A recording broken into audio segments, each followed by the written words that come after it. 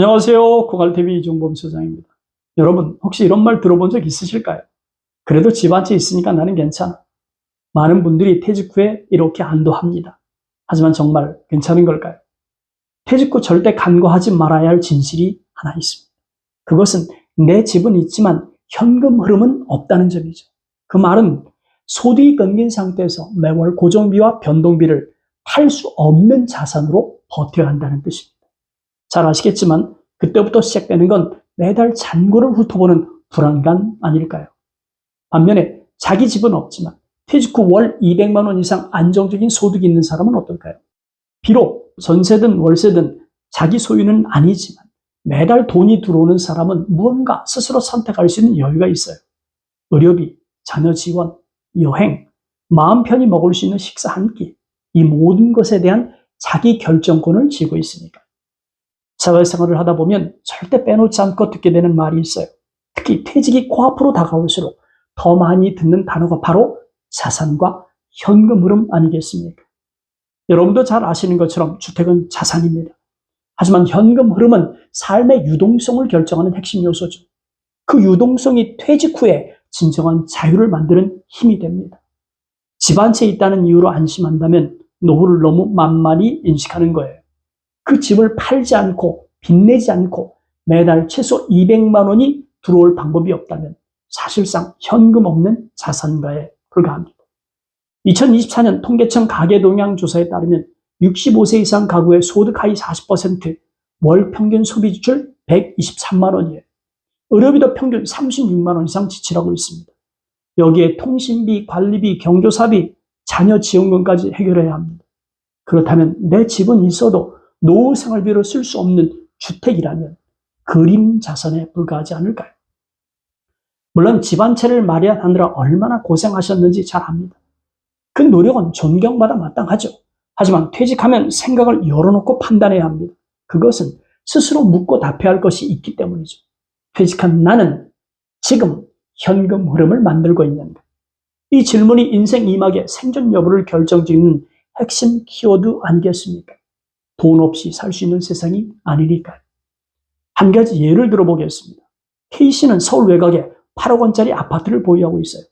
하지만 소득은 국민연금 90만 원이 전부입니다.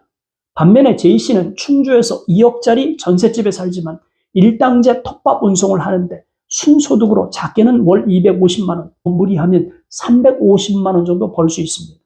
현금이 흐르는 사람은 삶이 움직이죠. 그리고 움직이는 삶은 늙는 것도 느려집니다. 반면에 주택은 어떤가요? 냉정히 표현하면 그 집 팔아서 현금을 손에 쥐지 않는다면 그 자산은 내가 소유하고 있는 숫자 그림에 지나지 않습니다. 혹시 지금 집 한 채 있으니까 괜찮을 거라는 생각하고 있습니까? 퇴직 후 인생은 버티면 되는 삶이 아니에요. 하늘에서 돈이 공짜처럼 떨어지는 것도 아니죠. 그러므로 그 흐름의 시작은 소득에서 시작된다는 사실을 망각하지 맙시다. 그렇다면 내 집은 있는데 소득이 없는 분이라면 어떻게 일정 금액 이상 고정소득을 만들 수 있을까요? 일반적으로 생각할 수 있는 범위 내에서 한번 접근해 봅시다. 소득 없는 내 집 소유 퇴직자, 일정 부분 고정소득을 만들 수 있는 선택. 첫째, 내 집을 유지하면서도 매달 소득이 발생하는 주택연금을 활용하는 겁니다. 예를 들어서 6억 원짜리 아파트에 살고 있다면 매월 130만 원에서 150만 원 정도의 연금 수령이 가능합니다. 종신 수령은 물론이고 사망하면 자녀에게 자녀분 상수도 가능하죠. 주택연금은 종신연금이자 상속연금일 수도 있는 겁니다. 무엇보다 중요한 건 집을 팔지 않고 그 집에 살면서 생활비를 만든다는 점이겠죠. 물론 선택하기 전에 꼼꼼히 따져보는 건 기본입니다. 연금이 한번 시작되면 되돌릴 수 없으니까요. 주택 연금 소득에 공적 연금 소득을 더하면 매월 200만 원 이상 안정적인 소득 가능하지 않겠습니까? 소득이 없는 내 집 소유 퇴직자, 일정 부분 고정소득을 만들 수 있는 선택. 둘째, 고정자산을 유동자산으로 바꾸는 전세 재구성 전략입니다. 5억 원짜리 아파트를 소유한 65세 A씨의 예를 들어보겠습니다. 그동안 아무런 수익 없이 국민연금 130만 원을 의지하면서 살았어요. 그런데 A씨는 용기를 내서 집을 처분하고 경기 외곽 지역에 3억 원짜리 전세로 옮기면서 2억 원을 확보한 그 다음에 1억 원 제2금융권의 정기예금, 5천만 원은 농협 출자금으로 나머지 5천은 채권형 호남 펀드에 투자를 했습니다. 이 작은 전환이 노후의 숨통을 틔워주는 시작이 될 수 있다고 말하면 동의해 줄 수 있을까요? 소득 없는 내 집 소유 퇴직자, 일정 부분 고정소득을 만들 수 있는 선택. 셋째, 적은 비용으로 꾸준한 수익이 발생하는 실버 창업입니다. 물론 창업은 위험 부담을 감수해야 합니다. 그러므로 치밀한 사전 준비는 기본이란 점을 분명히 말씀드립니다.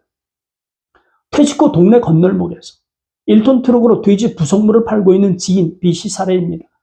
이른 아침이 되면 돼지 삶는 냄새를 맡을 수 있는데요.